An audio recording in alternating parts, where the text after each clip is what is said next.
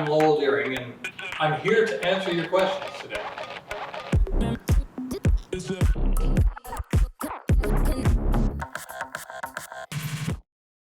A little bit about MAF airplanes. The original airplanes that MAF started with were older airplanes and generally underpowered airplanes. They were not necessarily the front end of technology, we'll say. Some of them had been around for a few years. The Americans decided that their first operations were going to be in a Waco cabin biplane. Had a radial engine on the front, wooden propeller on it. Waco, by the way, not Waco. You've got to pronounce that one right. Australians were first looking around. They actually bought an old Avro Anson, which was ex-military. They spent 300 pounds on it. They tried to fix it up and couldn't, and they sold it for 350 pounds a couple of years later. They also looked at a Tiger Moth, and then eventually for Papua New Guinea they chose to use an Auster autocar, and that's what they started in Madang with in 1951. The British MAF, on the other hand, decided they were going to splash out, and they bought a new aircraft, a Miles Gemini, which was a twin-engine airplane. All of those early airplanes, like I said, were not cutting-edge technology.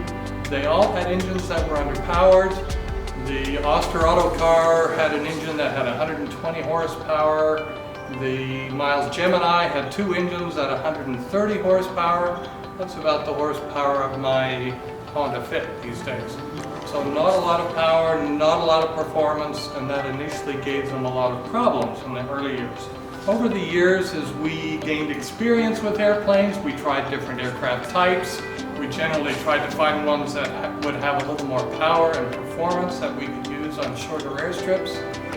And we went through quite a series of Cessna aircraft over the years, from Cessna 170s, Cessna 180s, 185s, 206s, 207s, and then into the 208 Caravans, which we use extensively today.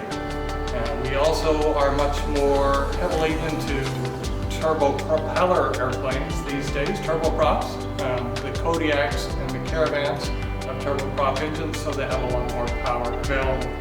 These days we still have a few older airplanes around. Our oldest airplanes are probably dating from the 1970s.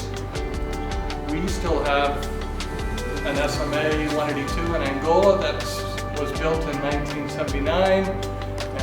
MAF US recently retired their last 185s from Indonesia that were from the 70s as well. We still have some trainers that were built in 1974, 1977.